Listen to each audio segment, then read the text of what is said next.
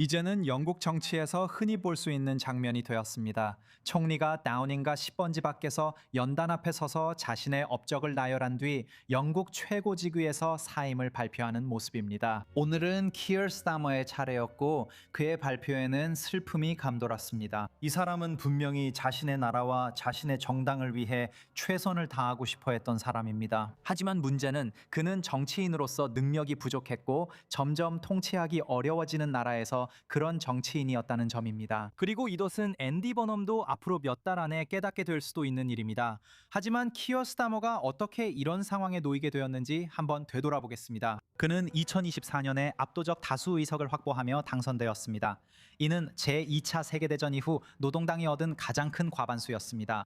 하지만 당시에도 이것은 사랑 없는 과반수로 불렸습니다. 사람들은 그의 인물이나 지지 때문이 아니라 그를 뽑았습니다.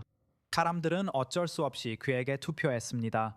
당시 영국은 스타머가 이끄는 노동당과 2010년부터 2024년까지 집권했던 보수당, 이렇게 두 정당이 경쟁하는 양당제 국가라고 볼 수 있었습니다. 그리고 그 기간 동안 일련의 재정 관리 실패, 스캔들, 코로나19 팬데믹, 그리고 브렉시트로 인해 대중은 그들에 대한 신뢰를 잃었습니다. 그래서 사람들은 대안을 찾고 있었습니다. 이로 인해 스타머는 좌파부터 우파, 그리고 그 사이에 있는 모든 사람들로 이루어진 투표 연합을 갖게 되었습니다. 그리고 그는 모두를 만족시키려고 애썼습니다. 그의 정책 중 일부는 특히 경제 정책에서 더 좌파 성향을 띄었습니다. 그리고 일부는 특히 이민 정책에서 우파를 겨냥한 것이었습니다. 이스라엘 문제에 있어서는 그는 꽤 중도적인 입장을 유지해 왔습니다. 그는 팔레스타인 국가의 인정을 추진했는데 이는 결국 실현된 일이기도 합니다.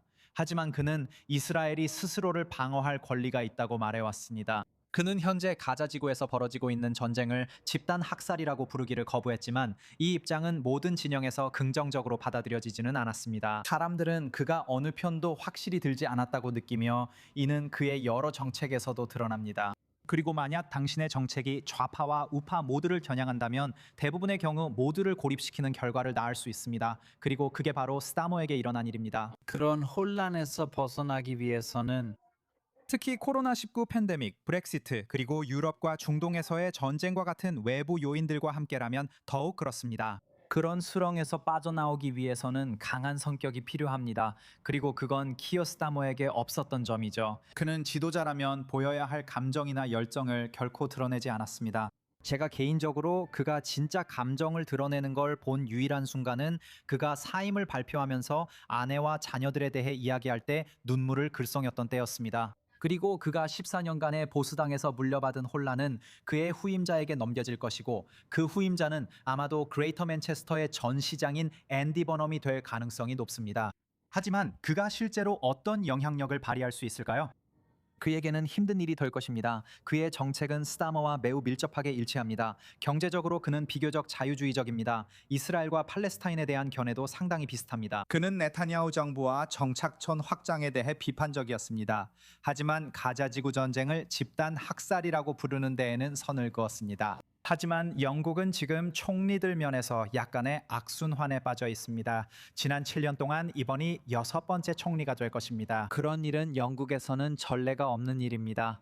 그리고 이것은 정치와 사회 양쪽 모두의 불안정을 보여줍니다. 영국은 더 이상 양당제가 아닙니다. 전후 시대에 이런 말을 할 수 있게 된 것은 이번이 처음인데 이제는 좌파 성향의 녹색당에 대한 지지가 높아지고 있습니다. 그리고 대부분의 여론조사에서 우파 개혁당이 선두를 달리고 있습니다. 만약 내일 선거가 치러진다면 나이절 파라지가 총리가 될 것입니다. 한때 군소정당이었던 이들 정당의 부상은 앤디 버넘이 대응해야 할 문제입니다. 노동당은 키어 스타머가 2029년 이나 2030년에 있을 다음 총선 전에 자신의 지지율과 노동당의 인기를 반전시키지 못할 것이라고 판단해 그를 축출했습니다. 앤디 버넘은 매우 강하고 호감 가는 성격을 가지고 있습니다. 그래서 그를 노동당 대표로 세우기 위해 국회에 급히 입성시킬 수밖에 없었던 것입니다. 하지만 부서진 마음은 되돌릴 수 없다고 하죠. 그런데 앤디 버넘이 망가진 나라를 되돌릴 수 있을까요?